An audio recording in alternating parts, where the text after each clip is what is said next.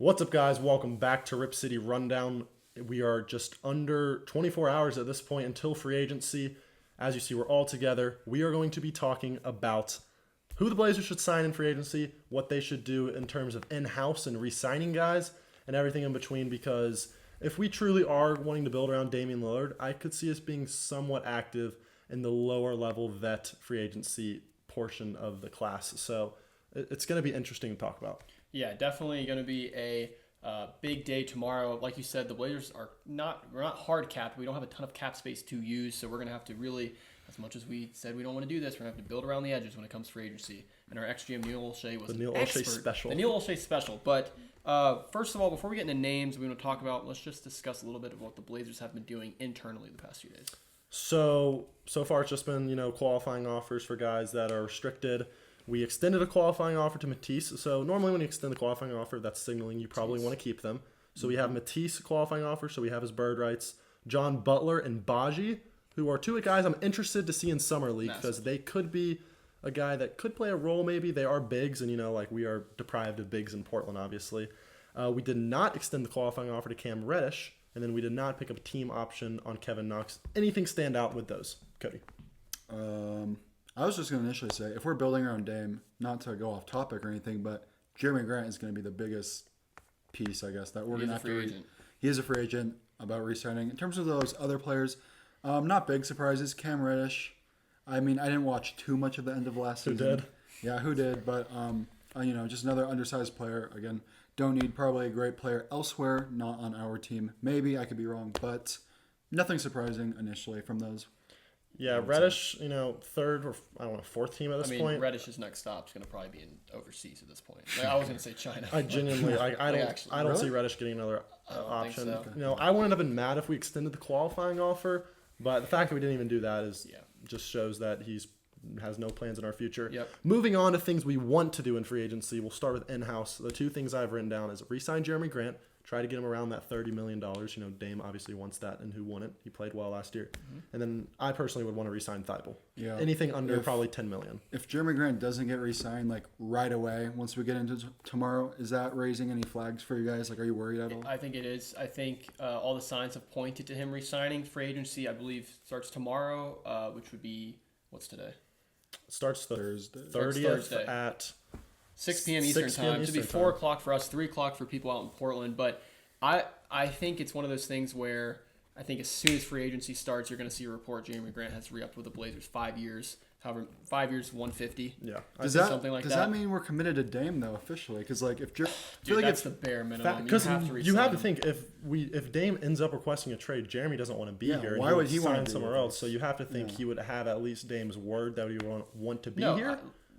This isn't about a Dame video if he stays or he doesn't, but just for my 2 cents, I think that's a great point. I think Dame and Jeremy have definitely had talks, and Jeremy wanting to be here, and the Blazers getting a deal done for Jeremy only is a sign that it's only a sign that Dame would stay. That has no evidence to Dame leaving. Yeah, I think Lillard and Grant are going to be in a Blazer uniform, or they're both not going to be in a Blazer uniform. I can't see one staying and one leaving.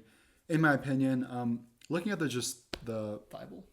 Oh yeah, and Thibault too. We didn't talk about him. I wouldn't want to bring him back. Thibault, we always say we don't want more guards, but he's Thibault can play a 3, and then also if you do end up say trading for an elite 3, maybe moving Simons, and you want to bring Sharp off the bench because you want more defense, Thibault's a great guy to slot in next to Dame in the starting lineup. Right. Obviously, you probably want to play much down the stretch because you're wanting to give those minutes to Sharp, possibly Scoot, but we saw last year he brought too much defense for us, too much in a good way.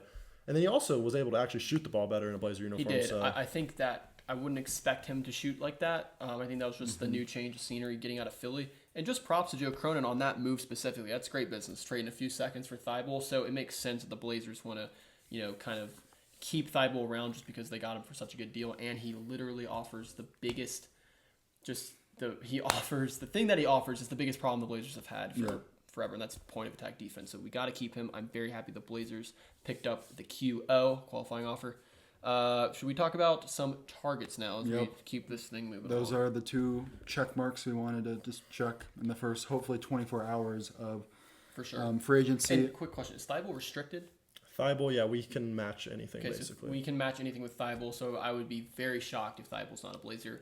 Yeah. Even more than Grant, honestly. Last summer, we obviously got Gary Payton in free agency, and this time around, the names, I'm going to be honest, aren't that appealing compared to last summer. These names, I don't think any of these guys are going to make, other than maybe one player, which we will talk about, will make a huge, significant difference on this team next year. Cole, read out the names that we wrote down, and then let's talk about a few of them that we think are potential fits. Yeah. So we talked about one in the pod, and that's Draymond. The two long shots would be Draymond and Brook Lopez. If you could somehow warp contracts and maybe do sign-in trades, those are two guys you would obviously want to bring in.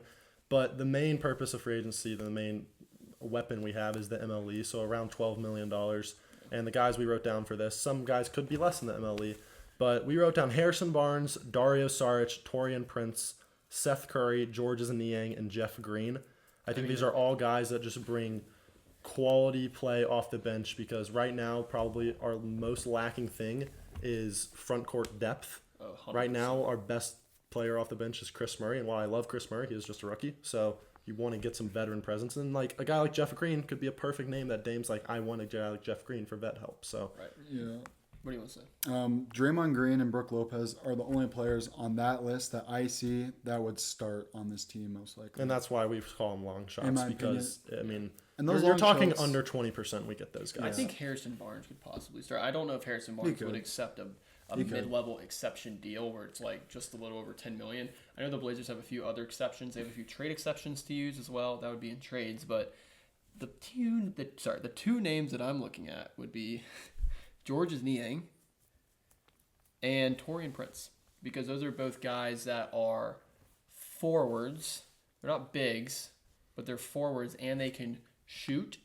And I'm not into the stats on defense. I don't know if they're great defenders, but they're not bad defenders. I think they just could offer something for the Blazers coming off the bench. And before people say, the Blazers are going to make small moves again, if you want to build a championship team around Dame, you need more than 5 players. Yeah. So, and I'm not saying these guys can star in a role like a Bruce Brown did on the Nuggets, but I'm just saying you got to use everything you have. If your goal is to stay under the cap, you got to use your exceptions. You got to get guys that offer defense and shooting, and these guys do. Yeah, I mean, look at the Nuggets last year. I mean, do they win a championship without Bruce Brown, Christian Brown, Jeff Green, and that depth they have? I mean, that's why Jeff Green's on our list. He brings championship pedigree. Mm-hmm. He brings playoff experience. He just brings veteran leadership and in a position of need. So I think these are all guys that if we signed him, I wouldn't be mad at all. I mean, obviously, if we're overpaying a ton for these guys, but we really don't have the possibility of doing that because we don't have the cap space. So I would hope we pick up one of these guys and then the guy that's not on our radar, because, again, there's the free agency class is pretty mid. Right. But there still are diamonds in the rough out there that the Blazers could go out and get. I do think it is, not to go on a tangent here, but it is important for the Blazers to possibly make a maybe win now move prior to the bulk of free agency, because, I mean, right now, do you really want to play in Portland if you're a guy like this? That's a great point, because the old adage from Blazer fans is players don't want to sign in Portland, they don't want to live in Portland.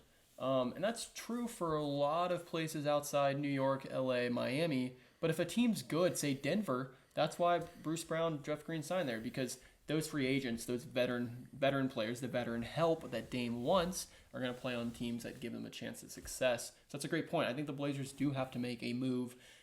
I don't know if re-signing Jeremy Grant qualifies as that, just because I think that's kind of an expected thing. Mm-hmm. But I think you're referring to a big trade. Yeah. That's what you're referring to. I mean, small changes are very underrated. Like, that can be the difference between a team that's getting knocked out in the first or second round and a championship team. It just can't be Neil Olshey's only small changes. Yeah, like look at the Denver Nuggets in 2021. I think they got swept or gentlemen swept to the Warriors. They make a few small changes, still keep their core. Nikola Jokic, his MVP season was actually when they lost to that Warriors gentleman sweep in 2021, or 2022, sorry. And look at now, 1 year later, they make small changes, free agency, like you said, and now they're NBA champions. So I'm just saying, it's underrated, it's important, it's nothing to overlook, and this next week is huge for us Blazer fans. Yes, and that's the key. Not only is it huge, but like you said, you can't just make outside the lines, around the edges, marginal moves. You just can't. Joe Cronin, we talked about this extensively. You got to make the move. You got to differentiate yourself from Neil Olshey. You got to prove it to Dame. You want to win. And we're not going to give Joe Cronin a pass if he signs Niang and Taurean Prince. I would be very pleased. I think those players help winning. But they don't help winning as much as getting a second start with Dame. So those have to be both and. You can't do either or. So that's all I'll say. Anything you want to add, Cole, or you want to wrap? Final thing I'll say, I'll pass it around to each of you guys.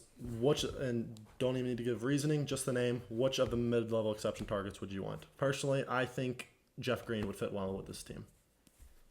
I'm going to go Jeff Green, too, just because he won a championship and he does little things. How tall is Jeff Green? 6'7"? Tall enough for us. Tall enough. I agree, because I see Seth Curry. No, I'll say guard. Jeff. Yeah, guard. So just a tall mid-level. Jeff Green for me. Jeff Green. That's it, guys. That's we're gonna have more podcasts, more videos coming out throughout free agency, throughout summer league. TikTok will be posted on TikTok, and go follow our Twitter and Instagram as well for more updates on the Blazers. We will see you guys in the next video. Peace.